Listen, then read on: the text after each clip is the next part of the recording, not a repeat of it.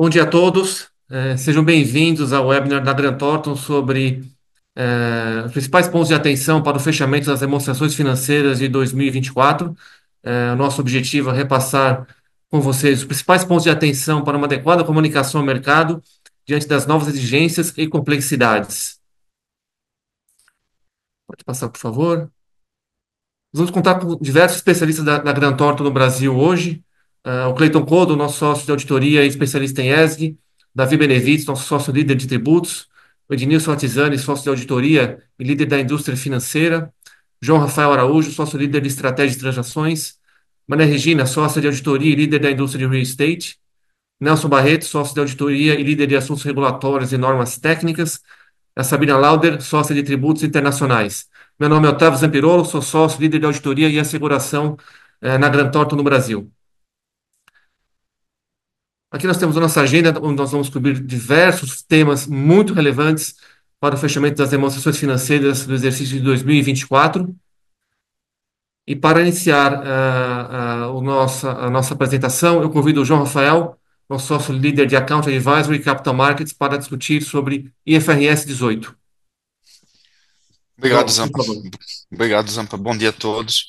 Bom, pessoal, o primeiro tema não tem um impacto, obviamente, direto nas demonstrações financeiras de 31 de dezembro de 24, porque é uma norma que entra em vigor a partir de 1º de janeiro de 27.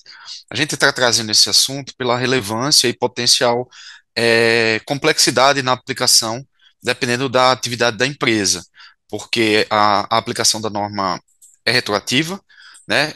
O IFRS 18, ele basicamente substitui o IAS 1, né?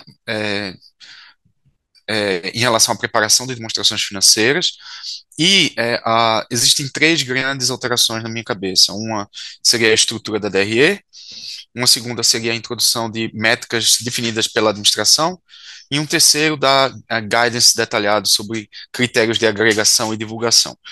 Como envolve a DRE, né, a gente está falando que, por exemplo, companhias abertas teriam que fazer a aplicação retrospectiva, e isso implicaria já começar a aplicação, né, começar a mapear os efeitos para 2025, né, para a primeira DRE seria 2027, 26 com 25 comparativos. Então, qualquer adaptação de sistema, plano de contas, etc., esse é um tema que já teria impacto. E, obviamente, para a ADF de 31 de dezembro de 24, tem um requerimento do IAS 8, né, para já divulgar os impactos das novas normas. Dada a relevância dessa norma, talvez valha uma divulgação um pouco mais detalhada. O próximo slide, por favor.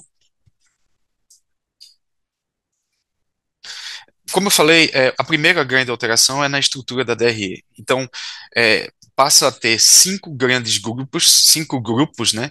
Um grupo operacional, um grupo de investimento, financiamento, impostos e operações. Além disso, inclui dois novos subtotais, que seriam um subtotal lucro operacional e lucro antes de financiamento. Isso vai ficar mais claro no próximo slide, quando a gente apresenta a estrutura da nova DRE. Mas o que é que chama a atenção, né? Além desses aspectos de sistemas e processos, planos de conta, balancetes que provavelmente vão precisar ser alterados, a gente chama a atenção para o planejamento antecipado, dado que muitos contratos envolvem métricas relacionadas à DRE. Então, por exemplo, se tiver contrato de covenants, contratos de remuneração de administradores, outros contratos envolvendo, por exemplo, M&A, que envolve métricas de resultado, talvez todos esses contratos precisam ser revisitados com a adoção do IFRS 18. Próximo slide, por favor. Bom, partindo aqui, essa é a estrutura nova, né? Como eu falei, são dois novos grupos, e esses cinco grandes grupos com dois novos subtotais. Os subtotais estão aqui salientados em azul. De baixo para cima, né, o que é que a gente tem? A gente tem atividades de financiamento, que são atividades de funding, tudo que envolve juros de empréstimos, enfim, planos de pensão, que tem reconstituição de AVP, tudo que tiver relação com funding, estaria nesse grupo. O segundo grupo, que seriam as atividades de investimento, seriam todas as rendas relacionadas a investidas, joint ventures, associadas, e tudo que for receita financeira relacionada a caixa equivalente de caixa. E aí tem uma definição mais geral de que qualquer renda que aconteça que não seja que seja de ativos que não fazem parte que são substancialmente independentes da atividade da empresa, também teriam na categoria de investimento. Um aspecto importante é, variações cambiais agora têm um tratamento específico. E esse é um dos aspectos que, para mim, operacionalmente, pode ser mais complexo, porque a variação cambial, o que é que a regra fala? Ela fala que ela tem que estar classificada no grupo que a gerou, dependendo da categoria de ativos e passivos que gerou, e dependendo da classificação deles na DRE, essa seria a classificação adequada.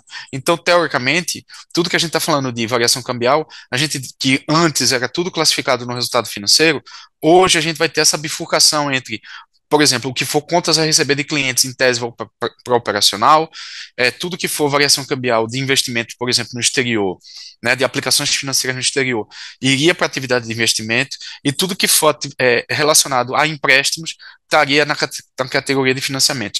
E aí, eu comecei de baixo para cima de propósito, porque o operacional é o residual. Tudo que não cair nessas duas categorias, né, ou nessa terceira que seria alocado entre elas, cai nessa categoria de operacional. Então, note que a categoria de operacional vai ser, né, muitos itens vão estar nessa categoria, e essa classificação aqui não está de acordo com o IS-7. Isso foi de propósito, né? Os conceitos da demonstração do cash flow são diferentes dessa estrutura aqui da DRE. Próximo, por favor.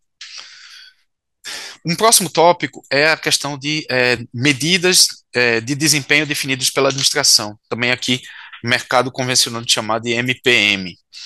Né? O que é que a gente está falando aqui? Quem é de mercado de capitais já deve estar familiarizado com o EBITDA, né? Existe normativo da CVM sobre isso, a CVM 156, e já existem divulgações fora das demonstrações financeiras. O que o IFRS 18 está trazendo é que, dependendo das circunstâncias, essa divulgação tem que ir para dentro das notas explicativas.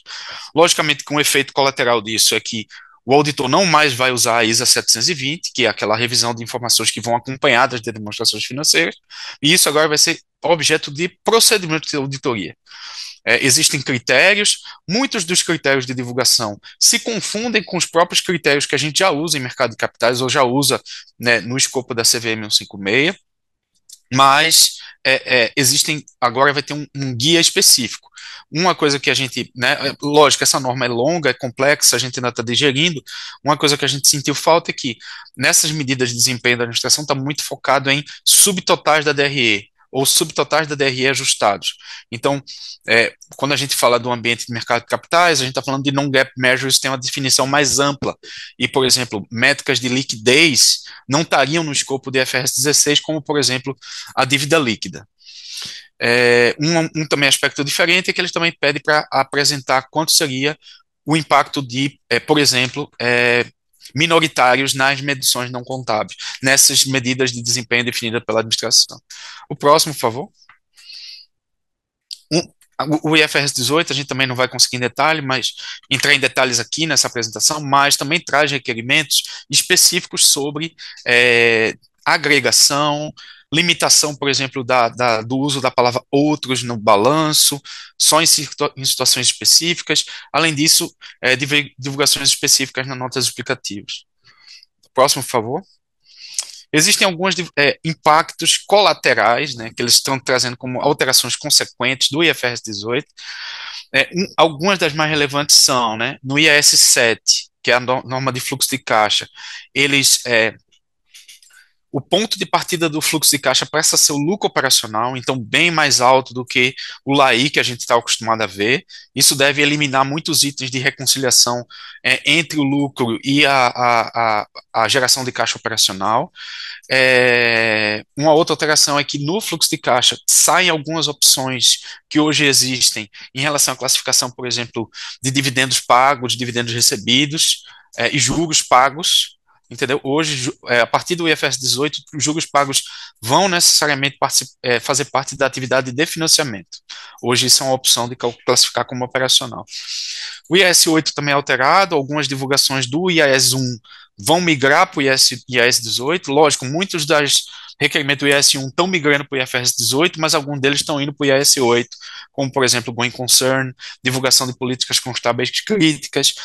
O IAS 33 é alterado para permitir a divulgação das medidas de desempenho da administração também por ação, e aí também tem alterações consequentes no IFRS 7 e no IAS 34.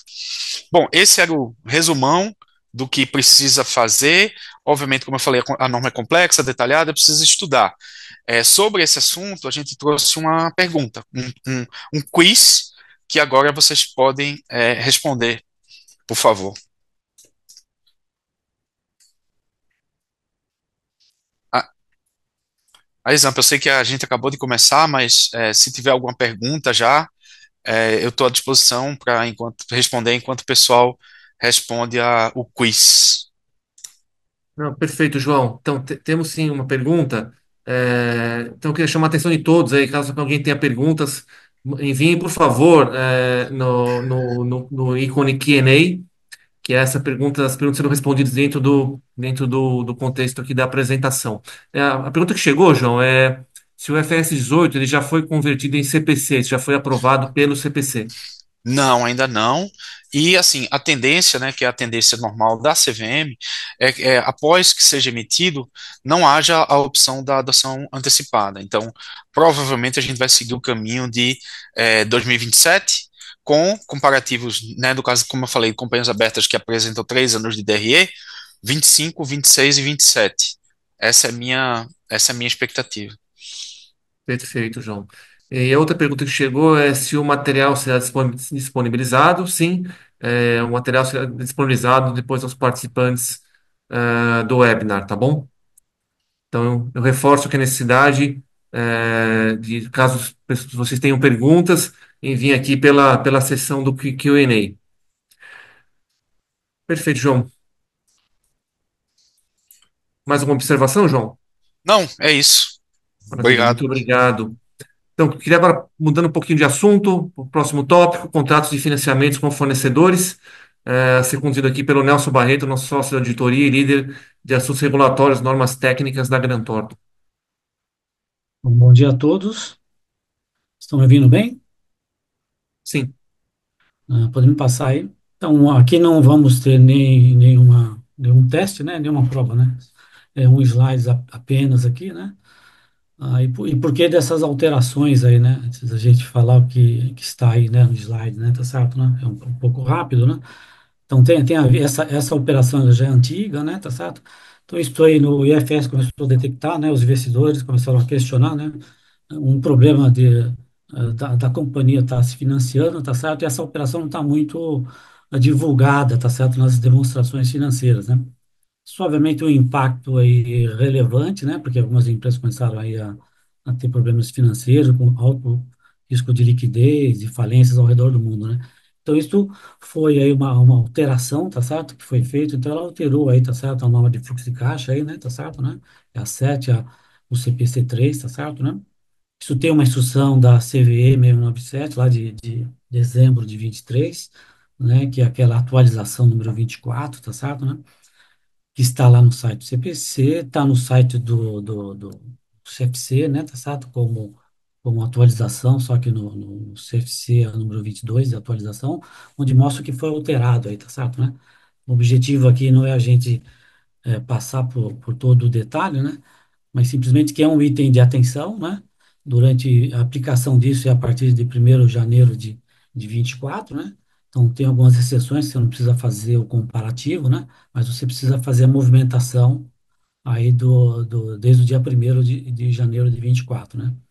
E qual o objetivo aqui, né? Então, você precisa fazer o disclose desses termos e condições aí, que é o risco sacado, forfeit, outros nomes que é dado aí para essa transação, de forma que os investidores tenham exatamente ciência se isso aqui é um assunto operacional ou não, né? Então, qual o ponto que tinha? Você tinha lá uma divulgação, né? Mas não tinha um detalhamento disso, e agora está sendo requerido. esse detalhamento, né? Porque você precisa saber se esse financiamento aí, tá certo, ele vai entrar numa parte operacional ou não, né? Então, a companhia, tá certo, obteve um financiamento, tá certo, que vai impactar a sua atividade de financiamento, por isso essa alteração aí no E7 e no CPC3 com as divulgações, né? Então, hoje, o que que a gente tem que se atentar para esse fechamento, né? Tá certo?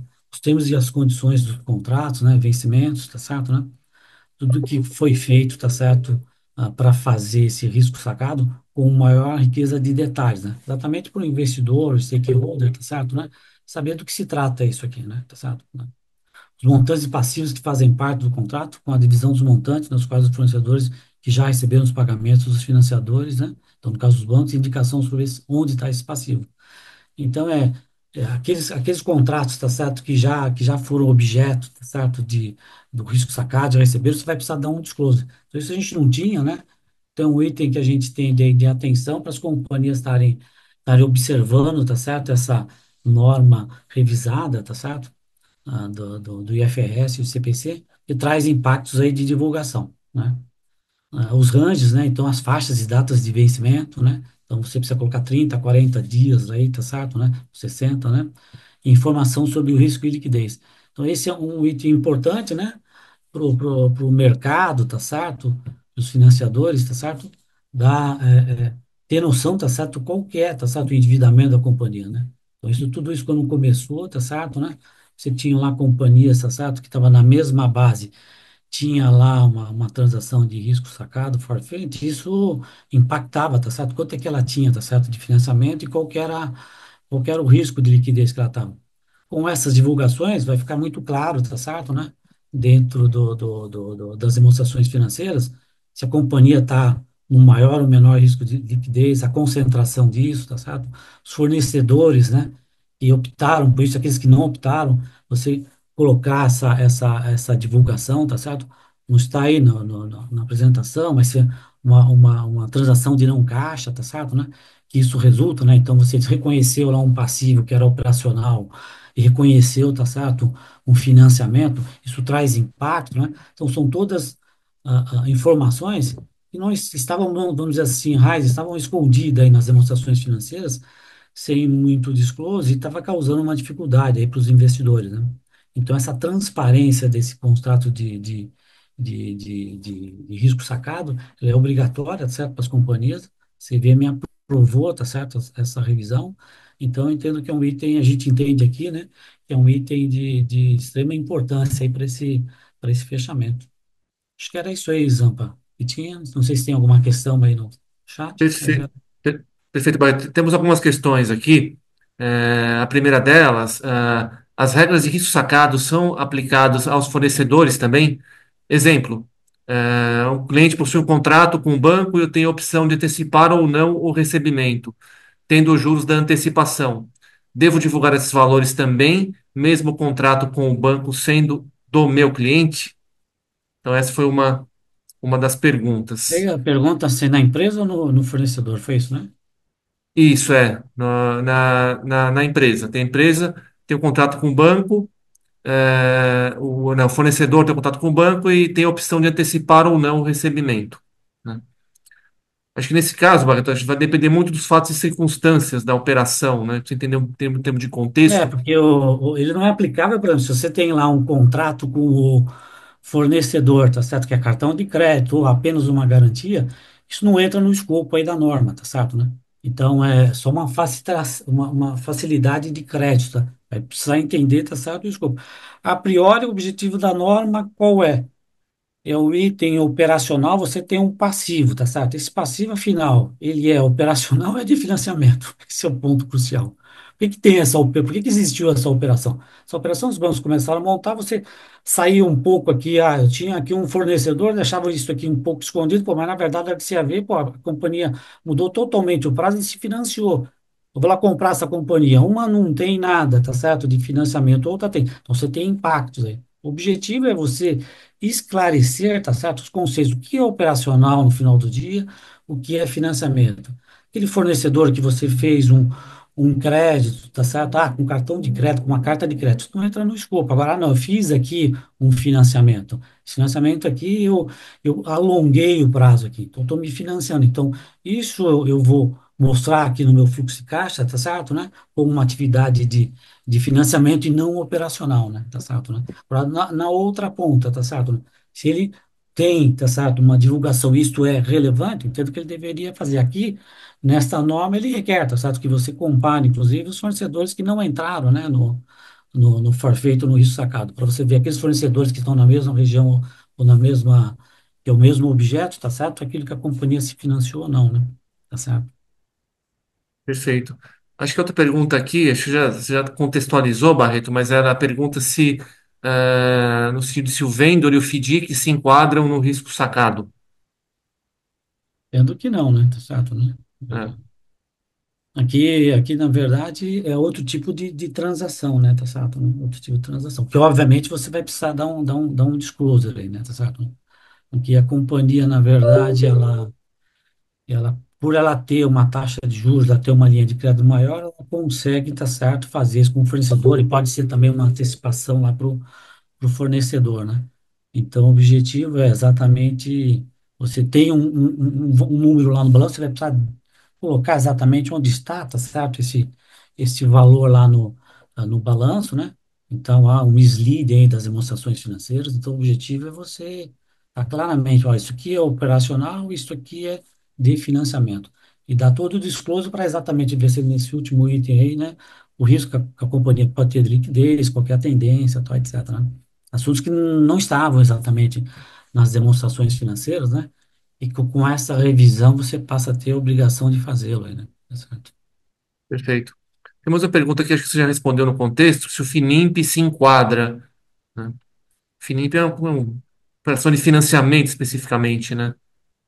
Entendo que não, é como eu disse, tá certo? Que vai se Exato. enquadrar, que a gente tem que olhar, tá certo? É, simplesmente eu tinha lá um passivo com um fornecedor, reconheci, agora pô, tem que reconhecer, tá certo, um financiamento, né? A gente deixava isso muito junto, agora tem que separar e comparar, né? Exatamente para a gente, uma forma em que, né, os bancos utilizavam, né, para você fazer um financiamento, né? E na contabilidade você precisa sempre traduzir, né, e começar a contabilizar qual que é a essência das operações, né? Então, as operações começam a ser contabilizadas, aí você começa a ter problemas, exatamente com quais problemas? Problema de liquidez, problema de divulgação e de risco, né? E isso, obviamente, para os stakeholders, os investidores, é muito importante, né? Então, esta revisão, ela veio exatamente para trazer um pouco de luz aí, tá certo, né?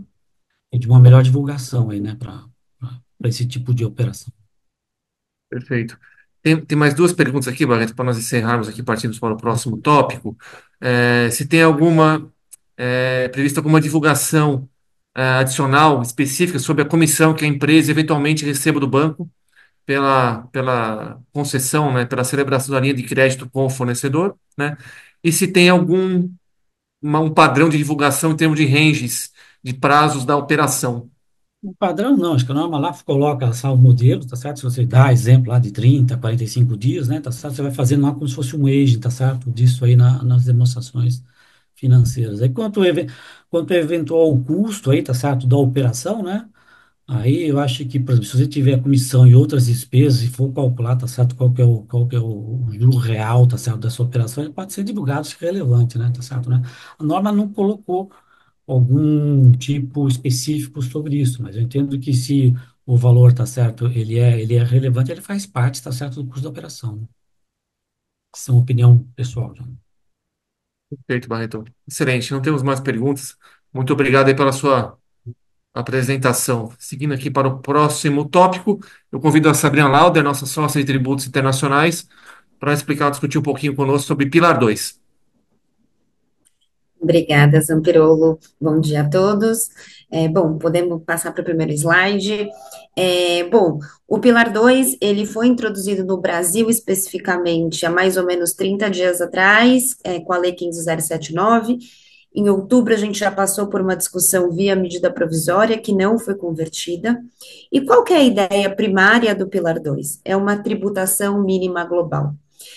O Pilar 2 ele está dentro do projeto do BEPS, que visa combater a erosão de base tributária e a alocação e transferência de lucros, e visa combater, no final do dia, combate à tributação inferior a 15%. Então, o objetivo do Pilar 2 é garantir que, no mínimo, cada uma das jurisdições em que os grandes grupos multinacionais tenham presença, garanta 15% de tributação sobre a renda. No Brasil, como eu disse, na Lei 15.079, a gente criou um adicional da contribuição social. Então, diferentemente dos outros países que criaram um adicional do imposto de renda, a gente criou um adicional da contribuição social, vai ser válido a partir, né, de 1º de janeiro de 25, cujos reportes devem ser feitos provavelmente até julho de 2026. Então, esse ano é um ano de adequação e grande trabalho para os grandes grupos multinacionais. E qual é o objetivo e a mensagem que o Pilar 2 traz, e a Receita Federal também vem batendo muito nessa tecla? Para os países corrigirem os seus sistemas de tributação, que a gente reveja os nossos incentivos fiscais. E quando a gente fala de incentivos fiscais no Brasil, a gente sabe que desde o final do ano passado, a gente já, de 2023, já estamos em 25, a gente vê o movimento do governo em mudar e apertar um pouco a legislação com relação aos seus incentivos e subvenções, e o Davi vai falar logo em seguida sobre esse assunto. Então, no final do dia, a gente está fazendo de fato um alinhamento internacional. E com relação à sistemática adotada pelo Brasil, que eu vou falar logo em seguida, é interessante saber que a gente criou um adicional de contribuição qualificado para evitar uma exportar arrecadação. Ou seja, se eu garantir que esses 15% que são devidos ao Brasil, de acordo com cada uma das regras, seja pago no Brasil, em decorrência da nossa legislação, eu garanto que esses 15% não vão ser pagos em outro país da parent company ou do grupo multinacional, a depender da sistemática que seja eleita por cada um desses países. Só a título de curiosidade, quando a gente fala em 22, né, a legislação, o projeto do Pilar 2 saiu em 2021, e em 22 a gente estimava mais ou menos cerca de 8 milhões e 700 empresas que faziam parte de grupos multinacionais, e somente 0,01% estariam grupos com baixa tributação. Hoje a gente sabe que esse número é maior, a gente precisa fazer um disclosure aí, que não impede, nada impede ser lucro real ou lucro presumido, né? Então, ou seja, subsidiárias brasileiras de pequeno porte ou grande porte podem estar sujeitas à regra do Pilar 2 no Brasil, a partir, considerando 2025. Pode passar, por favor. Bom, aqui é um pouco do status de implementação no mundo. Na verdade, a gente sabe que a gente tem cerca de 36 a 40 países que já implementaram o Pilar 2, basicamente o grande esforço nos últimos anos foi feito na Europa, que já está um pouco mais avançada nesse sentido. Acho que não tem como não comentar, Estados Unidos e China são países que não vão adotar o Pilar 2 nesse momento, então isso tem impacto sim, com base nos grupos multinacionais americanos e chineses, porque essa alocação dessa tributação vai precisar ser revista e, eventualmente, a gente vai ver aí uma corrida com relação aos países e as implementações do Pilar 2 para que nada deixe essa exportação de arrecadação. Pode passar, por favor. Bom, a quem se aplica no Brasil, a gente está falando, e com base no guideline da OCDE, obviamente, empresas multinacionais, cuja receita anual seja superior a 750 milhões de euros, de forma consolidada, em 2 dos últimos 4 anos. Então, a gente sempre tem que olhar o passado para poder antever o futuro. É muito interessante, e esses grandes grupos multinacionais, eles vão ser alvo desse Pilar 2 a partir de 25, e os trabalhos de auditoria dos próximos anos vão precisar ter como escopo a análise dos cálculos do Pilar 2. E aí, obviamente, alguém pode perguntar, mas Sabrina, eu já tenho um lucro real, no Brasil a gente já tem uma tributação de 34%, é óbvio que eu vou ficar dentro dos 15% mínimo, e infelizmente eu vou dizer que não, não necessariamente, não é tão simples assim. O cálculo do lucro Globe e das regras Globe, eles são diferentes do nosso lucro real. Então, a gente vai partir de um lucro contábil mais ajustes. Então, pode ser que os 34 que venham a ter uma alíquota efetiva de 24 ou de 17 a 20, a depender da operação, não atinja os 15%. Então, por isso é tão importante a gente ter essa visão geral do cálculo. Pode passar, por favor. Bom, aqui, na verdade, é só um esboço das regras do Pilar 2 que tem o modelo OCDE. O Brasil só está aplicando o QDM-TTT, tá bom? Que é o tributo complementar mínimo doméstico qualificado. Os demais a gente ainda não tem aplicação no Brasil. Presume-se que a gente deve ter as regras de inclusão de renda no transcorrer dos próximos anos, mas a princípio a gente precisa focar jurisdição Brasil adicional de 15% de contribuição social. Bom, devido ao tempo, eu tenho mais um assunto para falar. Eu queria fazer um quiz agora, e muito, muito rápido, e aproveitar para falar que a gente vai ter um webinar no dia 13, especificamente sobre o Pilar 2, tá bom? Muito rápido, muito simples. Sua empresa está obrigada às novas regras do Pilar 2? Sim, não tenho certeza. E aí a gente pode, Zampirolo, daqui a pouco já passar para o próximo tema de tributação internacional. Perfeito, Sabrina. Então, excelente. Então, vamos aguardar aqui as pessoas responderem a enquete, né, o quiz. Aí, reforçando, né, caso tenham perguntas, por favor, submetam as perguntas no ícone do Q&A, para a gente possa acessar a pergunta rapidamente e já durante aqui o webinar tentar responder, né, junto com os nossos especialistas.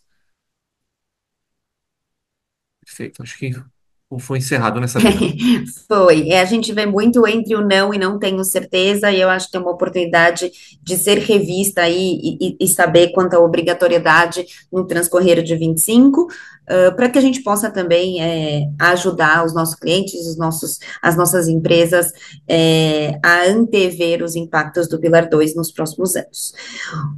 Podemos seguir, e aí ainda sou eu, mas muito rapidamente, com relação à parte do preço de transferência. Acho que tanto o Pilar 2 quanto o preço de transferência, eles estavam dentro desse contexto de projetos do BEPS. O preço de transferência, ele já teve um primeiro momento, já o ano passado, em 24, quando ele se tornou obrigatório, quando a gente introduz, de fato, um alinhamento 100% internacional, e a gente traz o princípio de arm's length em todas as transações. Então, eu vou precisar fazer com que a minha operação com parte relacionada, ela seja igual, como se fosse com partes independentes, né, a distância de um braço, que é a tradução literal. No Brasil, a gente tem a legislação a 14596 e a instrução normativa 2161, e quais são os desafios para o próximo ano? Porque em 24 a gente já viu muitas das empresas se preocupando com o novo cálculo e os novos estudos de preço de transferência, mas a gente ainda tem grandes desafios, principalmente novas regulamentações que a gente espera ter ainda no transcorrer de 2025, quando a gente fala de intangíveis, serviços intragrupos e operações financeiras.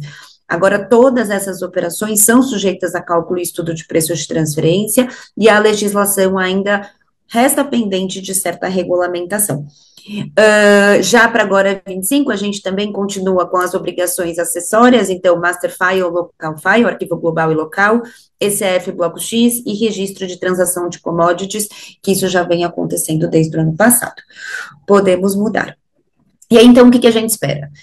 De fato, nova regulamentação sobre esses assuntos, commodities intangíveis, os serviços intragrupo, e a gente precisa distinguir que é um cost sharing com base OCDE, o que são serviços intragrupo, contratos com parte relacionada, tem uma distinção. Compartilhamento de custos, que é um assunto muito discutido quando a gente fala de grupos multinacionais, e aí a gente precisa também entender que essas essas relações intercompany estão sujeitas à regra de preço de transferência também no Brasil. Reestruturação de negócios, então as operações, as novas combinações, fusão, cisão, incorporação, também estarão sujeitas à análise de um preço de transferência, operações financeiras e acordo avançado de preço, tudo isso está dentro do guarda-chuva das novas regras de transfer pricing, que já são quase não novas, mas ainda movimentam bastante os nossos clientes. Era isso para eu ficar dentro do tema. Obrigada, Zampirolo. Não sei se tem alguma questão, mas é isso. Muito obrigado, Sabrina. Sobre especificamente esse tópico, não temos nenhuma pergunta. Vamos aguardar até o final do webinar. Caso surja alguma, voltaremos contigo. Obrigado. Então, vamos passar agora para o tema de reforma tributária, com o Davi Benevides, nosso sócio líder da área de tributos na Grant Thornton. Davi. Obrigado, Zampa. Bom dia a todos. Prazer falar com todos. Bem, vou tentar resumir um pouco aqui a questão da reforma tributária. Ela não terá impacto imediato, nós temos um período de transição relativamente longo, mas é importante que seja observado algumas particularidades em relação aos impactos nas demonstrações financeiras desse ano e dos próximos, principalmente a questão da realização de créditos tributários de PIS e COFINS de ICMS. Então, num contexto geral da reforma tributária, ela é uma discussão de mais de 30 anos que se tem do Congresso. Ela foi aprovada, sancionada em 2023, através da emenda constitucional 132. Posteriormente, nós tivemos a regulamentação de uma parte dessa reforma através do PLP 68, que foi convertido na Lei Complementar 214, que instituiu basicamente as regras gerais de CBS e IBS. Temos ainda outros projetos de lei, o mais recente é o 108, que institui o Comitê Gestor de IBS, entre outras coisas. Então, a aprovação das leis complementares ainda estão em progresso. A emenda constitucional é o esqueleto dessa reforma, as diretrizes básicas, e as leis complementares, a sua musculatura que dão suporte a esse esqueleto. Tá? Pode passar, por favor. Basicamente, o conceito que está sendo implementado no Brasil é o conceito de IVA. No caso brasileiro, por especificações nossas de país, a gente teve que implantar o IVA dual, ou seja, vou ter 2 tributos que vão substituir outros 5, então eu vou ter o CBS, que é um tributo federal, que ele vai condensar o COFINS e o PIS, basicamente também o IPI, e eu vou ter o IBS, que é um tributo chamado subnacional, que ele é a junção do ICMS e do ISS. Tá? Então, basicamente, eu vou ter essas 2 contribuições que vão substituir esses outros 5 tributos. O IPI, ele ainda vai permanecer na Zona Franca de Manaus, e ainda temos o chamado imposto seletivo, que é também um tributo federal, que ele incide sobre as operações específicas, basicamente sobre operações de caráter que tenham prejudiciais ao meio ambiente e à saúde, envolvido em alguns setores específicos, como bebidas açucaradas, a extração de alguns minérios, carros, veículos, etc. Então, pode passar. Então, os pilares básicos da reforma tributária, que instituiriam o CBS e o IBS, ele basicamente é a não cumulatividade plena, um pouco diferente do que existe hoje nos conceitos de PIS e COFINS e ICMS, que nós deveríamos ter a não cumulatividade plena, ou seja, tudo aquilo que eu comprei daria direito a crédito, que eu vendi, eu tenho débito. Então, esse conceito ele não é seguido atualmente pela nossa legislação, nem de ICMS, nem de PIS e COFINS. Nós temos restrições em relação a créditos desses tributos, e no conceito de reforma, você vai ter a não cumulatividade plena, ou seja, a única trava inicial seria que na cadeia anterior eu vou ter que ter pago o CBS e IBS. Caso o fornecedor ou prestador de serviço pague o CBS e IBS, você teria direito a tomar esse crédito. Também a tributação é coisa muito importante, a tributação por fora, então não vamos ter mais a questão do gross-up. Hoje, basicamente, todos os tributos que nós temos sobre o consumo, existe a questão do gross-up. Então, uma situação muito comum, ventilada há muito tempo, é a questão do ICMS na base de cálculo do PIS e COFINS. Então, isso no conceito de CBS e IBS ele não vai existir, a tributação é por fora. Então, o contribuinte vai enxergar muito claramente quanto ele vai pagar de CBS e IBS na venda de cada produto. Outro ponto super importante é a tributação do destino. Então, hoje, a parte dos tributos a gente paga no local da prestação do serviço, outros não. Então, no conceito de CBS e IBS, a tributação vai ser no destino. Então, você vai acabar aqui com muitas discussões em relação a quem deve ou não recolher o tributo. E o último ponto é a ampla base de incidência, né? Então, a tributação vai seguir sobre praticamente todos os tipos de receitas, bens, etc. Pode passar. Nós temos um período de transição, como mencionei, relativamente longo. Esse período de transição longo ele tem alguns motivos. O primeiro deles é em relação aos incentivos estaduais. Acho que a maioria de vocês sabe, os incentivos estaduais eles vão ser extintos em 31 de dezembro de 2032. Então, não teremos mais nenhum tipo de benefício estadual dado por qualquer tipo de estado. Eles serão todos extintos para se acabar com a chamada guerra fiscal. Então, como esses incentivos eles tinham a previsão de irem até 2032, a reforma ela teve que ser adaptada para que o período de transição fosse até essa data. E o outro motivo é basicamente também que os contribuintes eles consigam se adaptar a essas mudanças. Então, nós vamos ter agora, em 2025, basicamente, a edição e a regulamentação da reforma através de leis complementares. Devemos também ter instruções da Receita, portarias normativas, uma série de dispositivos da Receita Federal para regulamentar a questão do CBS e IBS. Em 2026, nós teremos aí, basicamente, o início desse período de transição, nós teremos o período teste. Inicialmente, a previsão era que existiria o recolhimento do IBS e CBS em 2026 a alíquotas reduzidas, mas da versão que voltou do Senado Federal, da aprovação do PLP 68, a questão do recolhimento ele foi suprimido. Nós temos aqui, basicamente, o destaque na nota, ou a apuração do tributo. Então, basicamente, você vai ter uma alíquota teste de 0,1 para a CBS e 0,9, desculpa, IBS e 0,9 para a CBS. Efetivamente, você vai ter que apurar o tributo, porque a ideia do governo é que você, efetivamente, faça o teste para ver se o sistema fica em pé. Vai ser um sistema extremamente complexo. Eu gostaria de chamar a atenção aqui que isso, nós não estamos falando simplesmente de uma mudança de alíquota, nós estamos falando de uma mudança de sistema, uma sistemática totalmente diferente do que existe hoje. Então, o sistema precisa ser testado por alguns motivos. Um dos principais dele é a questão do split payment, que muda substancialmente a sistemática de arrecadação. Então, você vai ter uma arrecadação potencialmente para alguns setores antecipada. Então, muda muito a dinâmica, e é um sistema extremamente complexo, não é muito simples. Então, ele precisa ser testado. Em 2027, nós vamos ter aí, sim, o sistema começa a valer na plenitude, para fim de PIS e COFINS, ele será extinto. CBS passa a vigorar na sua plenitude, já vai ter que ser feitos os recolhimentos, etc. Tem uma redução da alíquota de IPI, com exceção que eu mencionei da Zona Franca de Manaus, que não pode ser modificado.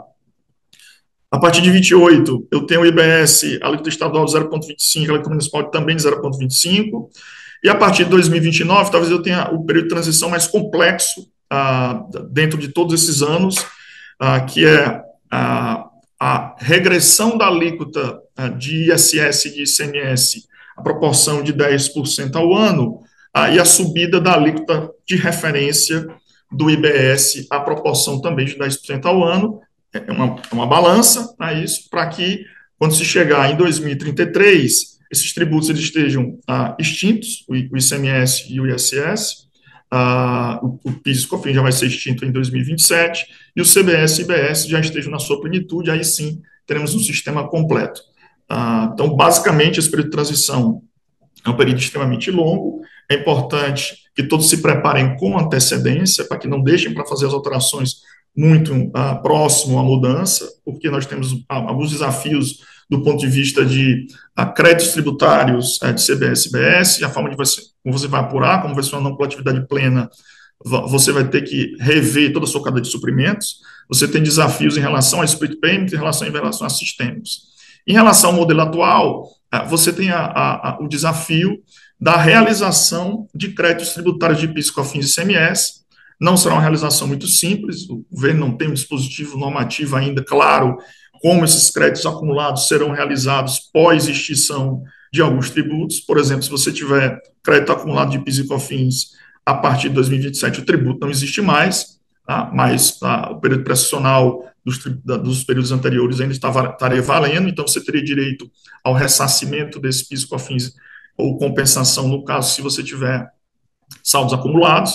mas ainda não tem uma definição muito clara de relação a isso. É possível que o governo demore muito tempo a devolver esses valores. Então, talvez nas demonstrações agora atuais, uma ponderação em relação ao acúmulo de créditos de PIS/COFINS e ICMS, a realização desses créditos, a forma de recuperabilidade desses créditos. Pode passar mais um pouco.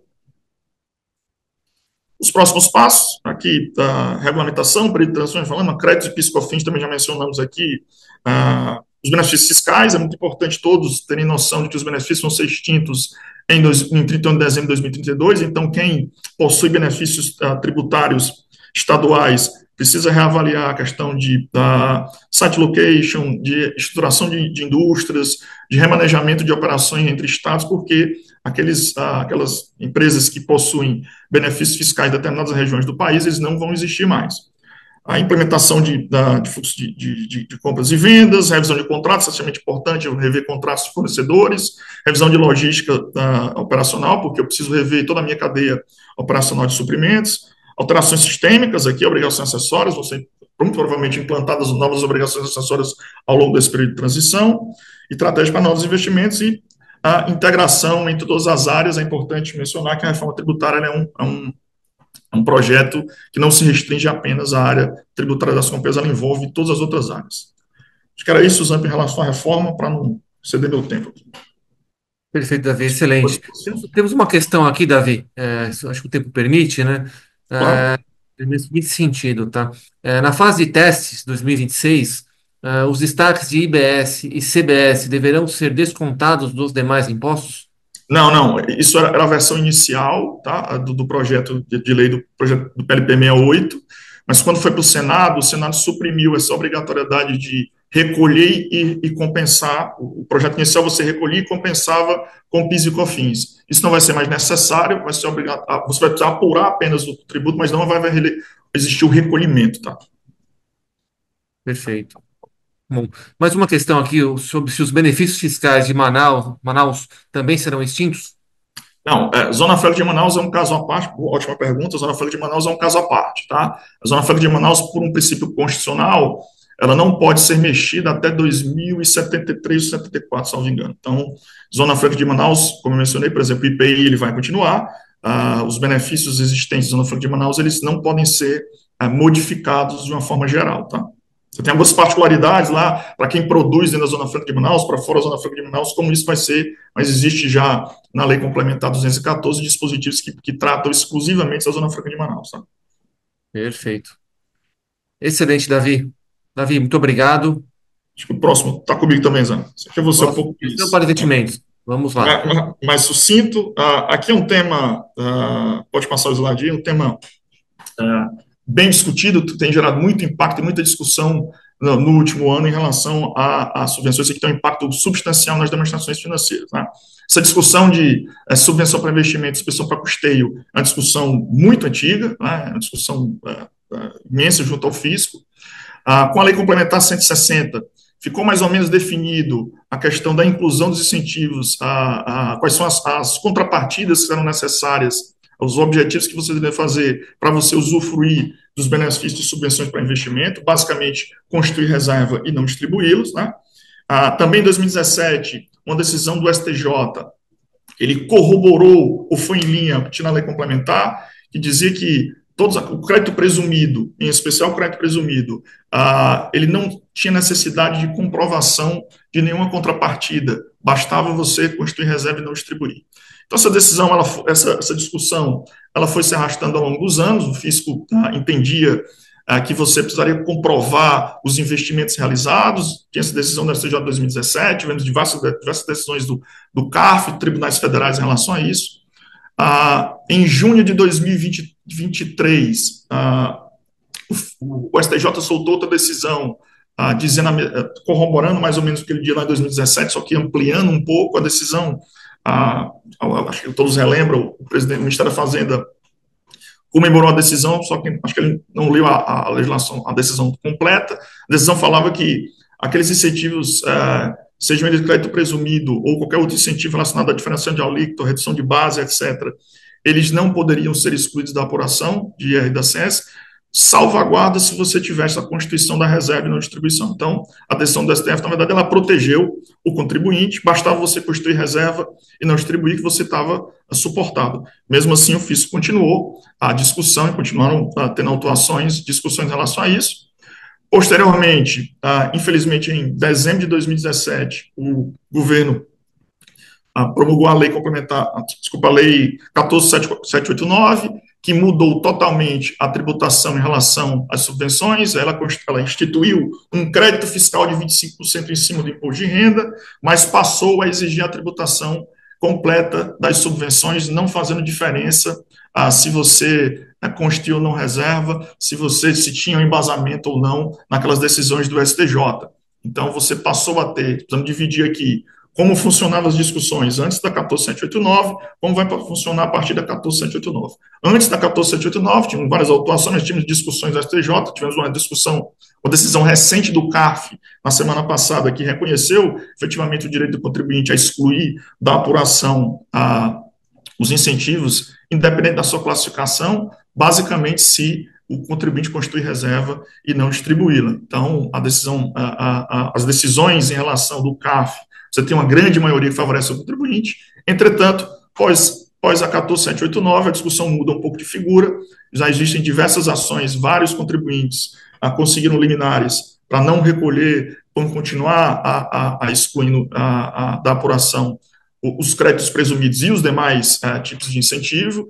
Existe uma discussão muito complexa em relação a esse tema, em que envolve pacto federativo, uma série de dispositivos aqui, mas, infelizmente, a Receita Federal continua insistindo no tema e a lei está sendo amplamente questionada. Tá?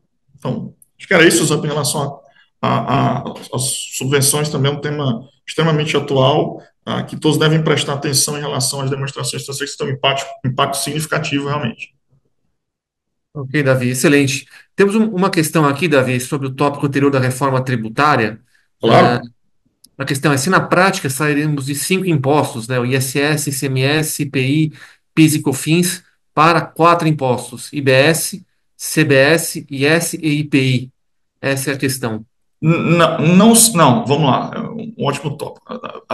O CBS ele é a combinação do PIS e da COFINS, então seria um tributo federal. O IBS ele é uma combinação do ICMS e do ISS. O IPI ele será extinto, digamos que ele foi parcialmente substituído pelo imposto seletivo, mas o imposto seletivo ele não é aplicável a todos os contribuintes, ele é aplicável só a determinados setores que na legislação classificaram como prejudiciais ao meio ambiente e à saúde. Então, eles foram delimitados. Então, como eu mencionei, bebidas alcoólicas, bebidas açucaradas, veículos, determinados tipos de veículos elétricos entraram nessa discussão, extração de alguns tipos de minérios. Então, eles são nós não teremos na prática, você terá 3 novos tributos, CBS, IBS e o imposto seletivo, mas o imposto seletivo é de uma abrangência muito menor à da CBS e IBS, tá? Perfeito. Excelente, Davi. Muito obrigado. Não temos Obrigado, mais senador. questões. Obrigado a todos. Podemos passar aqui para o próximo tópico sobre divulgações de informações ESG, com o Cleiton Couto, nosso sócio de auditoria e especialista ESG. Cleiton. Obrigado, Zampirolo. Bom dia a todos. O objetivo aqui é passar para vocês uma visão geral dos aspectos regulatórios mais recentes sobre ESG, mas antes vamos iniciar aí com um quiz. A pergunta é, em relação à adoção das novas normas IFRS S1 e S2, sua companhia está como nessas 4 opções aqui? Não realizou qualquer análise de impacto da adoção das normas até o momento, já iniciou uma análise interna, já realizou uma análise e tem a intenção de adotar antecipadamente. As novas normas não impactam a companhia.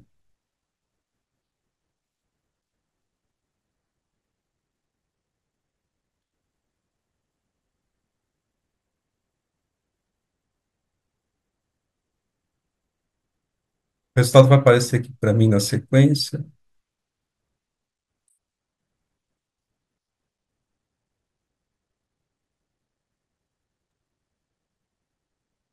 Vamos aguardar um pouquinho o pessoal responder o quiz. Enquanto o resultado já apareceu aqui. Bom, aqui, ó, não realizou análise de impacto da adoção até o momento. é a maioria, né? Esse é o cenário que vemos no mercado, né? Muitas empresas ainda não realizaram essa análise. Bom, poucas empresas já realizaram análise aí pelas respostas, tá? Já realizou uma análise interna e tem a intenção de realizar uma adoção antecipada. Tem algumas empresas aqui, realmente é o menor percentual que nós vemos aqui no mercado. As normas, não impactam, né? Provavelmente são relacionadas a empresas de capital fechado aí que não tem impacto aí pelas normas, né? Bom, obrigado a todos aí pela participação. Podemos seguir aí para o próximo slide. Agora eu vou falar um pouco aqui sobre o histórico das resoluções emitidas, né? Em dezembro de 2020, foi emitida a resolução CVM 14. Ela torna obrigatória para as companhias abertas a OCPC 09 e a asseguração limitada para quem divulga o relato integrado. Ela está válida e deve ser observada na divulgação do relato integrado de 2024. Em dezembro de 2021, foi emitida a resolução CVM 59, que depois foi retificada pela resolução 87 em março de 2022. Ela obriga a divulgação de informações ESG no formulário de referência no formato Relate ou Explique. Ela também está válida. Em outubro de 2023, foi emitida a resolução CVM 193, que trouxe a inclusão das obrigações de divulgação baseada no ISSB e a asseguração do relatório. Vou falar mais sobre ela na sequência. Em outubro de 2024, foram emitidas resoluções CVM 217, 218 e 219, aprovando o CBPS 1 e 2 e trazendo alteração na adoção inicial. Vou falar mais sobre ela adiante também. E, por fim, em dezembro de 2024, foi emitida a resolução CMN 5185, com a inclusão aí da obrigação de divulgação baseada no CBPS 1 e 2 para as instituições financeiras. Podemos partir para o próximo slide, por favor. Na sequência, vou abordar mais sobre a resolução CVM 193. Ela trata da elaboração e divulgação do relatório de informações financeiras relacionadas à sustentabilidade com base no ISSB para as companhias abertas, fundos de investimento e companhias securitizadoras. Permitiu a adoção voluntária a partir de 1º de janeiro de 2024, sendo obrigatória a adoção em 1º de janeiro de 2026. Ela informa que o relatório deve ser apresentado de forma segregada das demais informações de entidade e das demonstrações financeiras, ou seja, é um relatório apartado. Na adoção voluntária terá asseguração limitada, na adoção mandatória será asseguração razoável. O impacto imediato é para quem realizou a adoção antecipada em 2024, que deverá reportar e assegurar o relatório já nesse ano. Próximo slide, por favor. Na sequência, temos as 3 resoluções da CVM de 29 de outubro de 2024. As resoluções 217 e 218 aprovaram o CBPS 1 e 2, que basicamente são a tradução do IFRS S1 e S2. Reforçou que a adoção do CBPS 1 e 2 será obrigatória a partir de 1º de janeiro de 2026 para as companhias abertas, fundos de investimentos e companhias securitizadoras. Reforçou que pode ser realizada a adoção antecipada, adotando obrigatoriamente o CBPS 1 e 2 simultaneamente. Próximo slide, por favor.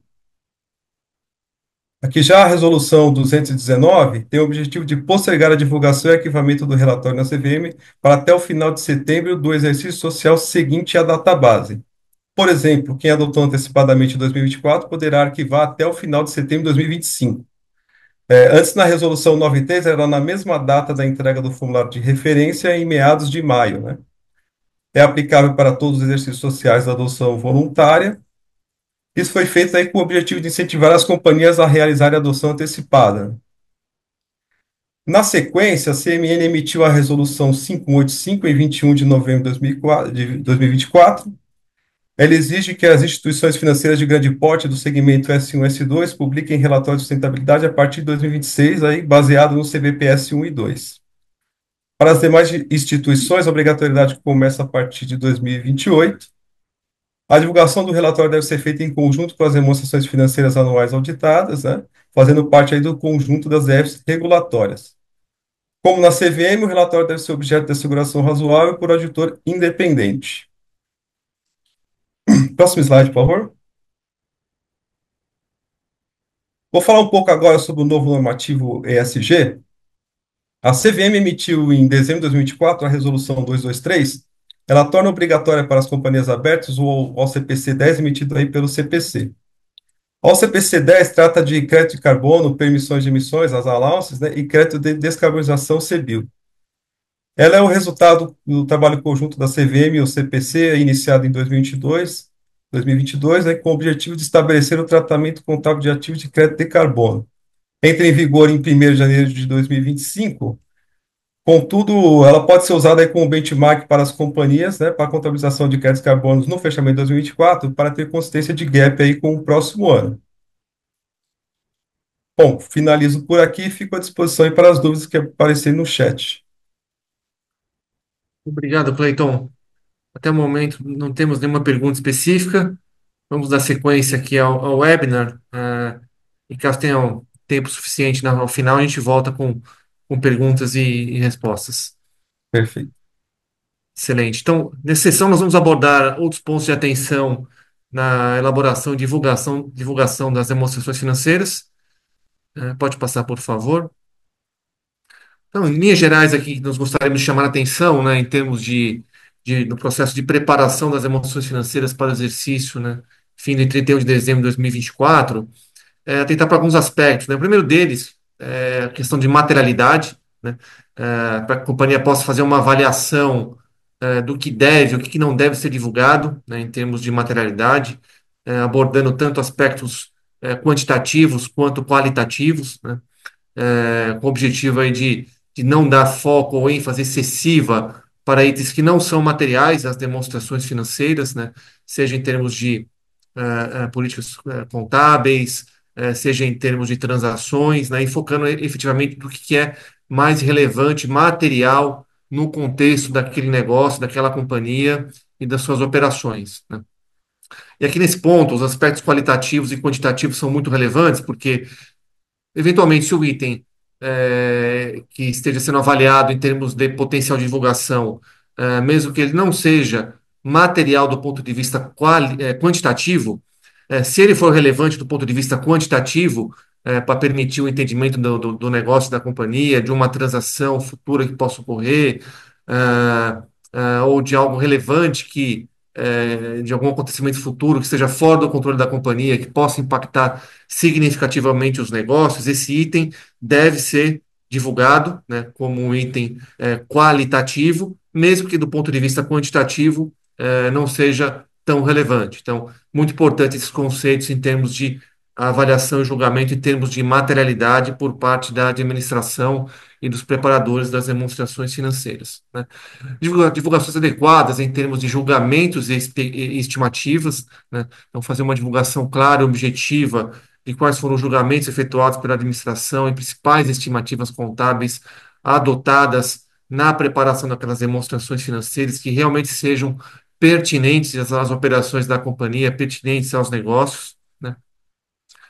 E outros exemplos de transações, divulgações relevantes, importantes, que podem ensejar divulgações adicionais e mais específicas nas demonstrações financeiras, né? Então, você pode discutir em termos de transações comerciais que foram realizadas em detrimento de volume e relevância daquela transação, né, em termos de total de receitas ou em termos de fluxo de caixa futuro, ou em termos de dependência de um certo número específico de clientes ou de fornecedores. Então, tudo isso são transações comerciais que eventualmente podem ensejar, requerer uma divulgação mais específica e mais abrangente, mais detalhada nas demonstrações financeiras, né? Toda a parte de contratos de arrendamentos, né, em termos de direitos de uso, passivos de arrendamento, né, outras divulgações requeridas pela CVM em termos de contratos de arrendamentos com relação a PIS, COFINS, e outras divulgações específicas precisam ser adequadamente avaliadas, né, e detalhadas nas demonstrações financeiras, né. Ah, a parte de combinações de negócios, eventualmente, se for avaliar se foi uma combinação, se a transação específica se caracterizou como uma combinação de negócios, ou se eventualmente se caracterizar como uma aquisição de ativos, né, e quais os fatores preponderantes avaliados pela administração e pelos responsáveis pela preparação das demonstrações financeiras para determinar se aquela transação em específico se caracteriza como uma combinação de negócios ou se eventualmente ela se caracteriza como uma aquisição de ativos, né? Porque o nível de divulgações requeridas e impactos contábeis nas demonstrações financeiras, elas são muito distintas, né? A determinação do processo de reconhecimento de receitas, se uma transação em específico se caracteriza como a companhia se caracteriza naquela transação como principal naquela operação, naquela transação, naquele contrato de receita com clientes, ou se caracteriza como um agente na operação, porque esse ponto pode levar a uma estrutura de contabilização, uma estrutura de divulgação extremamente diferente na demonstração financeira, né? Também com relação à combinação de negócios, né? Avaliar se ah, o montante estabelecido naquele contrato de combinação de negócios, aquele valor a ser pago ao vendedor, ele se refere a um compensation, uma remuneração, um compensation ou um remuneration naquela transação, ou seja, se ele é uma compensação pela aquisição do negócio, ou se ele se caracteriza especificamente como uma remuneração, né? eh, paga aos vendedores, né, eventualmente pela permanência no negócio. Então, esses pontos específicos podem alterar substancialmente a estrutura e a forma de registro, de mensuração da combinação de negócios, né? E também tomar, né, atenção especial com relação ao teste de impairment, né? Nós temos aí visto um cenário de constante elevação de taxa de juros, então, consequentemente, esse cenário, os desafios econômicos, né, enfrentados pelas companhias podem impactar de forma relevante, né, o teste de impairment, né? E sendo necessário aí avaliar, discutir e divulgar adequadamente as evidências, né, em termos de teste de impairment, quais foram as formas de designação da companhia para fazer a designação das UGCs, detalhar, divulgar, explicar os dados e modelagem econômica que foi utilizada no teste de impairment, dentre outras divulgações específicas, né? E ah, obviamente, nós estamos cobrindo todos, né, os pontos de atenção, mas alguns deles, e também chama atenção alguns pontos específicos com relação a outras obrigações de divulgação que não estão previstas nas FRS, que devem ser seguidas, né, pelas companhias abertas, né, em virtude aí de regulamentação da Comissão de Valores Mobiliários, como a DVA. Então, prestar bastante atenção em termos de aberturas, divulgações, composições e detalhamentos requeridos, né, pela CVM em termos de apresentação da DVA, que também precisam ser observados pelas companhias abertas e pelos responsáveis pela preparação das demonstrações financeiras. Então, esses seriam alguns hot topics que nós gostaríamos de compartilhar aí com todos, em termos aí de assuntos relevantes de atenção para a preparação das demonstrações financeiras do exercício de 2024. Podemos passar, por favor? Agora nós vamos tratar um pouquinho continuando nesse assunto de hot topics, discutir um pouquinho sobre Head Accounting com o João Rafael, nosso sócio líder de Account Advisory e Capital Markets. Oi, pessoal, voltei aqui. Esse assunto não é novo, obviamente, né, mas como o Zampa falou, esse é um outro efeito colateral do aumento de taxa de juros, né. A questão é que, pode passar para o próximo slide, por favor? A questão é que muitas empresas se posicionaram emitindo dívida pré-fixada ou IPCA com um componente relevante pré-fixado, e aí procuraram se proteger fazendo swaps, né, convertendo essas dívidas através de derivativos para CDI ou uma taxa pós-fixada. E aí o impacto foi relevante no resultado, né, em função dessa volatilidade na taxa de juros. Por quê, né? De onde vem essa volatilidade? Quando a gente fala de um swap, o que a gente está falando? Né? Por exemplo, nesse exemplo aqui que a gente está vendo, se a gente tem um swap, por exemplo, para 4 anos, né, com pagamentos de juros anuais, a rigor a gente está falando de 4 derivativos. É como se aquele instrumento, aquele swap, aquele único instrumento assinado, gerasse 4 derivativos por causa das competências dos juros. Então, como a regra do derivativo, a regra geral é MTM no resultado, o impacto de todas essas competências acaba impactando hoje o resultado, ao passo que a dívida continua normalmente mensurada a custo amortizado. Então, assim, o que eu queria falar rapidamente é o que se pode fazer numa situação como essa, né? Então, assim, só refrescando o conceito, se a gente puder ir para o próximo slide, o que é que a gente tem, né? Qual é a grande distinção entre cash flow hedge e fair value hedge? Acho que a maioria das empresas está muito acostumada com cash flow hedge. Por quê, né? Porque geralmente exportações caem no cash flow hedge, quando a gente fala de dívida em moeda estrangeira, a gente está falando de cash flow hedge. E qual é a característica do cash flow hedge? Né? Qual é a contabilização? A gente mantém o item protegido a custo amortizado, então a dívida continua sendo acruada pela taxa efetiva, e o derivativo ele é reconhecido a princípio no patrimônio líquido, né, em outros resultados abrangentes. E ao longo do tempo, né, qual é a regra geral do hedge account e de cash flow hedge?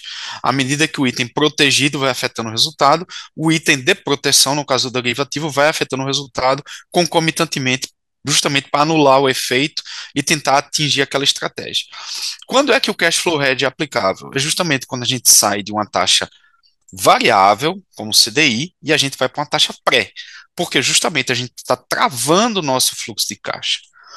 Agora, quando a gente vai de uma taxa pré para uma taxa variável, e a gente, na verdade, destrava o fluxo de caixa, nesse caso que é aplicável o hedge de valor justo, é o hedge, o fair value hedge. Né? Porque, pensa, se, por exemplo, a gente tem um CDB, né? A gente investe num CDB pré-fixado, ou num título do governo pré-fixado, o que é que vai acontecer com esse título do governo pré-fixado? Toda vez que o juro sobe, o valor dele cai. Porque qual é a mecânica da marcação a mercado? Eu levo pelo contratual, no caso pré, e trago a valor presente pelos juros de mercado que está mais alto. E isso gera um impacto negativo no meu ativo. No passivo é a mesma coisa. Mas só para ilustrar qual é o objetivo do Fair Value Hedge, é se proteger do valor justo, indo para o mercado, indo para CDI, indo para uma taxa pós-fixada. E aí qual é o efeito prático do Fair Value Hedge? É que o item protegido, o item de proteção, o derivativo, ele é marcado ao resultado, só que a empresa ganha o direito de marcar também o item de proteção. E aí, nesse caso, só para ilustrar o exemplo, por exemplo, no caso do cash flow hedge, no próximo slide, por favor.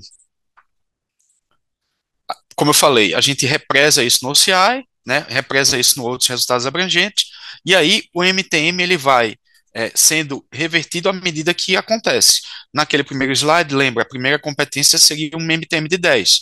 Como nesse exemplo a gente inicialmente tinha uma taxa de 12%, que era a pré e o CDI aumentou a 13%, houve a marcação a mercado do derivativo em 40, em função das 4 tranches. Como chegou na competência da primeira tranche, a gente reverte um pedaço desse OCI por resultado, de modo a anular o efeito, ou seja, o CDI gera um custo amortizados, né? Gera um juros reconhecido de 130, que é parcialmente compensado pelo 10, chegando numa despesa financeira de 120, que era nosso objetivo desde o começo, travar o fluxo de caixa em 12%. No próximo slide, por favor. No caso do Fair Value Hedge, o que é que a gente acontece? Como tudo está marcado a resultado, a rigor, qual é o efeito prático? A gente marca a dívida mercado, a dívida, ela é a ponta ativa do swap, né? O swap é composto por 2 pontas, uma ponta ativa e uma ponta passiva. A ponta ativa tem por objetivo anular a dívida, anular o valor de mercado da dívida. E aí, essas 2 pontas sendo anuladas, o que sobra no resultado é o CDI. Assim, a gente queria trazer esse tópico justamente para traçar essa distinção e chamar a atenção que, apesar de, né, sair de CDI para pré, não dá para fazer cash flow hedge pela característica dos instrumentos, pela estratégia que está sendo adotada e pelo resultado, há sim a opção de fazer um fair value hedge e aí atingir um resultado muito parecido, em que o que vai sobrar no resultado em tese, né, com pequenas particularidades, pequenos detalhes que precisam ser observados, em tese é o CDI. Então, há uma saída, há uma alternativa técnica que consegue minimizar essa volatilidade no resultado das empresas. Acho que era isso, Zampa. Excelente, João. Muito obrigado pela apresentação. Nós vamos seguir agora com a sessão de pontos específicos de real estate, o setor de incorporação imobiliária, com a Maria Regina. Enquanto fazemos aqui a transição da apresentação, eu reforço a necessidade de todos enviem aí suas perguntas via o botãozinho do Q&A, para que a gente possa tentar, ao final aqui da apresentação, repassar aqui as questões com os especialistas, né, até a conclusão do nosso webinar. Maria Regina. Olá, bom dia a todos. Obrigada, Zampirolo. Eu selecionei aqui 4 itens bem específicos aí do segmento de real estate, aplicáveis para o segmento aí de incorporação imobiliária. Vamos seguir, então. Pode passar aí o primeiro? Sim. Então, começando aqui com esse item, provisão para distrato, talvez esse seja o mais importante e o mais polêmico aí para o segmento, né? Esse assunto, essa provisão, ela foi introduzida através do ofício 2 de 2018 da CVM, com a adoção do CPC 47.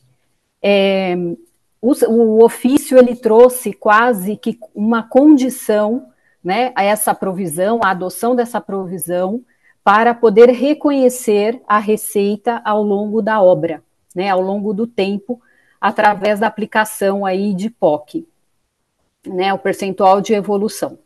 Então, esse ofício, ele trouxe o conceito de ajustamento contábil, né, que seria para os contratos já, a provisão de distrato para contratos, como um ajuste preditivo. Temos visto a maioria aí das incorporadoras já adotando esta provisão com base numa premissa objetiva que consiste no risco de fluxo de caixa futuro, portanto, considerando a inadimplência, né, de clientes para aplicar a provisão. O que nós trazemos aqui é uma proposta de aperfeiçoamento dessa provisão. Então, fazer um estudo para que nesse critério e nas premissas seja incluída uma premissa subjetiva com base no histórico de distrato, né? A gente observa que a provisão feita apenas pela premissa objetiva de inadimplência, talvez ela não consiga capturar a realidade da incorporadora, tá? A realidade de distratos. E entendemos também que, com esse aperfeiçoamento, fazendo um estudo, você pode fazer o estudo com base em empreendimentos, um estudo mais detalhado, com base em localização, categorização, padrão do empreendimento, e com isso definir esse percentual de distrato e evitar que você tenha uma flutuação no resultado ao longo dos anos, né? Ele vai conseguir capturar e evitar aquela oscilação que você tem quando um volume maior de distratos acontece, como, por exemplo, na entrega das chaves ou no repasse financeiro, tá bom? Então, basicamente isso aqui, vamos passar aí para o segundo.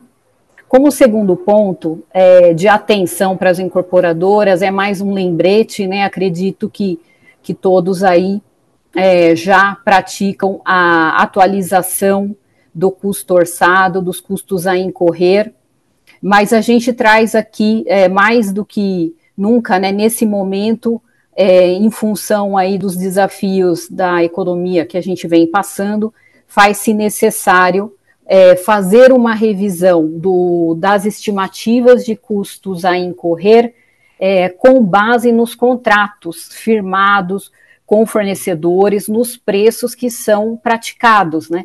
E não somente aplicar a atualização pelo INCC. Talvez o INCC ele não seja suficiente, né, para englobar aí os aumentos de custos, né, de materiais e serviços que vem sendo praticado, tá? Como vocês sabem, o custo orçado e o custo incorrido, ele é base para reconhecimento da receita, e por isso é um item muito importante, porque qualquer erro ou qualquer alteração na estimativa dos custos, ele vai alterar o reconhecimento da receita e pode trazer também um resultado indesejável aí para os próximos exercícios. Então, precisa ser capturado em cada fechamento, tá? Então, ponto de atenção, né, para fazer pelo menos aí no fechamento das demonstrações essa revisão de preços, né, essa revisão dos custos orçados. Podemos passar. O terceiro ponto, trago aqui a questão dos contratos de SCP. É um instrumento muito usado na atividade imobiliária, inclusive para formalizar algumas transações, né? Através de sociedade em cotas de participação, as incorporadoras têm formalizado aquisição de terrenos, a captação de investimento no mercado para poder financiar as obras, né? E também para fazer, de fato, parcerias e sociedade, né? Então, o que a gente traz aqui é que, primeiramente, seja observada a essência do contrato. Então, se esse contrato foi feito para a aquisição de um terreno, que seja contabilizado como contas a pagar de terrenos, né? Se for feito para formalizar, por exemplo, eu já vi até formalização para venda de unidade, então que seja formalizado como uma venda de unidade. Agora, quando você faz esse contrato para formalizar uma parceria ou uma sociedade, mesmo assim precisa ser feita uma análise se ele atende o que é requerido pela norma para ser registrado como um instrumento patrimonial. Porque se ele não atender, se ele tiver qualquer das características previstas, né, no CPC 39 de instrumentos financeiros, esse valor, né, essa obrigação com o sócio participante, ele terá que ser registrado como contas a pagar no passivo, tá? Então, basicamente isso, prestar atenção aí que se atentem para os acordos, né, com os participantes, o que está previsto, qual é a participação real no risco do empreendimento. Podemos passar aí. E, finalmente, eu trouxe aqui uma nota explicativa que é obrigatória aí para o setor, muito importante, tá, que seja observado. Existe um modelo desse quadro, que está também no ofício 2 de 2018 da CVM, e ele traz as informações mínimas que devem ser divulgadas, e sim, fundamental para a análise dos investidores. E o que essa nota explicativa ela divulga? Ela divulga os custos, os compromissos assumidos com custos a incorrer de unidades vendidas e de unidades em estoques, assim como as receitas a apropriar das unidades já vendidas, tá? Basicamente, são as informações mínimas aí necessárias nesse quadro, mas que tem aí um modelo no ofício 2 de 2018. Tá? Então, da minha parte, são apenas esses 4 itens aí, para vocês atentarem. E Maria Regina, obrigado. Temos aqui 2 questões, Regina, sobre a parte de incorporação imobiliária. Eventualmente, podemos até ter a ajuda do nosso time de impostos. A primeira delas é a seguinte: no caso da provisão para distrato, em uma empresa no lucro presumido, não há nenhum impacto tributário, certo? Somente para efeitos de apresentação. Então, essa é a questão. Exatamente, não muda nada a questão da tributação, continua sendo lá pelo recebimento, né? Normalmente é feito pelo recebimento a tributação.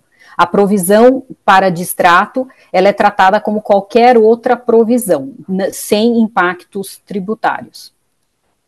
Perfeito. E a segunda questão, ela quer discutir sobre SCP. ela está falando aqui, né, o participante, minha empresa é um sócio financiador, devo realizar as contabilizações de atualização do investimento através do MEP?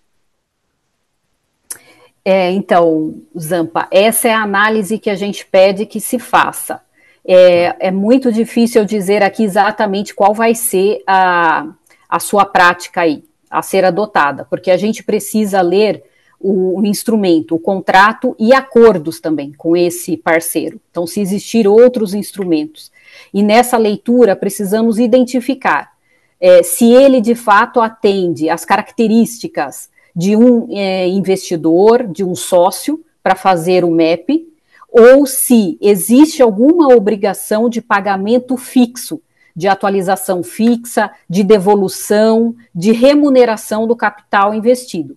Se for essa situação, se tiver claro, expresso e previsto que ele vai receber uma remuneração mínima pelo aporte feito, talvez isso não se enquadre como um MEP e sim como um contas a pagar a custo amortizado.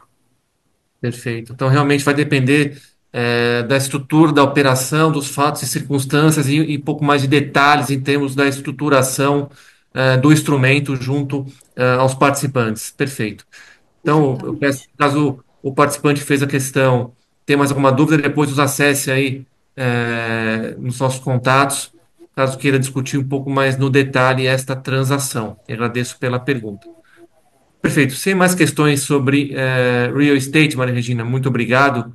Vamos passar para a nossa última sessão da parte de instrumentos financeiros com o Ednilson Atizani, o nosso sócio de auditoria e líder da indústria financeira na Grant Thornton Brasil. Obrigado, Zampa. Bom dia a todos. É um prazer estar aqui com vocês hoje, né? Eu trouxe dois temas relevantes, né, de ordem regulatória, que não são regulamentações novas ou não são novidades propriamente ditas, mas que podem trazer impactos significativos, né, para as entidades do setor financeiro. Então, um desses temas regulatórios são aqueles aplicáveis para as entidades reguladas, né, pelo Banco Central, nas resoluções 4966 e 352, né, e o outro assunto, né, para a indústria de fundos, aí regulada pela CVM, e o assunto a resolução 175, né. Então, falando um pouco das resoluções do Banco Central, né, a 4966 e a 352, elas introduzem aí um alinhamento aos critérios, né, e aos conceitos contábeis aplicáveis aos instrumentos financeiros, né, então, IFRS 9 e a nossa norma brasileira, o CPC 48, né. O objetivo, obviamente, aqui da entidade, do regulador, é modernizar, né, o sistema de gestão das operações de crédito, né, passando aí de uma visão de regra, né, então, a 2682, que até então vigente, né, até 31 de dezembro de 2024, baseava-se basicamente no critério de um percentual, né, de provisionamento em relação ao prazo de vencimento, né, das operações de crédito e demais operações, né, com características de cessão de crédito, né, e agora alinhada aí à norma e aos padrões internacionais, né, uma abordagem muito mais moderna, prospectiva, né, que não leva só em consideração os elementos objetivos, como, por exemplo, o prazo de vencimento, mas considera uma série de premissas, principalmente de premissas macroeconômicas, aí, e, obviamente, seus efeitos na capacidade, né, de pagamento dos clientes das entidades financeiras, né. Essa mudança é uma mudança, do ponto de vista contábil, né, prospectiva, né, obviamente ela gera impactos e efeitos, principalmente decorrentes da provisão para crédito de liquidação duvidosa e seus efeitos tributários, né, falando de crédito tributário, e o ajuste vai ser feito em conta de patrimônio líquido, né, e essa mudança do ponto de vista de mercado, né, obviamente, ela altera questões importantes, né, nas decisões, obviamente, de investidores, agentes de mercado, classificações de risco e do próprio órgão regulador, né. A gente pode passar. Falando um pouquinho agora da indústria de fundos, né, é importante comentar sobre a instrução CVM 75, conhecida no mercado como marco regulatório, né, do setor de fundos. Ela consolida, né, as demais normas da CVM do ponto de vista de constituição, de registro, né, funcionamento e divulgação de informações dos fundos de investimento, né. O Brasil, ele no ranking mundial é a quarta maior indústria, né, de fundos, então, sem sombra de dúvidas, o objetivo do órgão regulador é trazer o mercado brasileiro mais próximo, né, das práticas internacionais, né. Aqui eu trago para vocês um fluxograma, né, de adaptação da norma, é uma norma bastante robusta, né, como eu disse, ela engloba a normatização, né, de todos as modalidades de fundos e, obviamente, aqui os períodos de adaptação ao longo do tempo, né. Então, cada fundo, obviamente, é tratado especificamente por um anexo à norma, né, que sobressai as regras gerais estabelecidas pela 175, então cada fundo tem as suas particularidades. Aí a gente tem marcos importantes, né, como a obrigatoriedade de fundos constituídos a partir de outubro de 2023 já estar adaptado a 175, né, a adaptação para os fundos de investimento em direitos creditórios a partir de novembro de 2024, né, e dos demais fundos, o prazo, por enquanto, pode ter algum outro tipo de prorrogação para junho de 2025, né. Acho que pode passar, por favor. Falando um pouco, né, das principais mudanças, né, que a 175 trouxe em relação às normas anteriores, né, a possibilidade da segregação, né, dos fundos por classes de cotas, então eu posso ter dentro de um mesmo fundo classes de cotas diferentes, né, cotas A, B, C, enfim, mudanças relacionadas às responsabilidades, né, e aí é importante frisar que os gestores passam a ter uma responsabilidade maior em relação ao passado, né, uma novidade em relação a ativos relacionados a cripto, né, e a créditos de carbono, também fundos sustentáveis, né, e uma alteração também importante, a possibilidade, né, dos FDICs abertos ao público em geral e não mais a investidores qualificados, né. Aqui eu trouxe, obviamente, as principais mudanças, né, em relação às regras gerais, então já comentei um pouco com relação às classes de cotas, né, a segregação, e aí ressaltando, né, que do ponto de vista contábil e até de auditoria, né, essas demonstrações das classes dos fundos, elas precisam ser segregadas, né, entre si, do próprio prestador de serviço, né, enfim, das administradoras, né. Aqui quais são, né, as demonstrações mínimas dos fundos de investimento, então balanço patrimonial, a DRE, né, demonstração de resultado e fluxo de caixa. Com relação aos eventos que são muito comuns, né, na indústria de fundos, incorporação, fusão, cisão, transferência e transformação, né, Obviamente, todos esses eventos, eles são, para cada um deles, né, o administrador precisa levantar uma demonstração contábil específica, né, que precisa ser auditada, e aí num prazo máximo de 90 dias, né, e obviamente todas essas informações serem divulgadas em notas explicativas, né. Pode passar, por favor.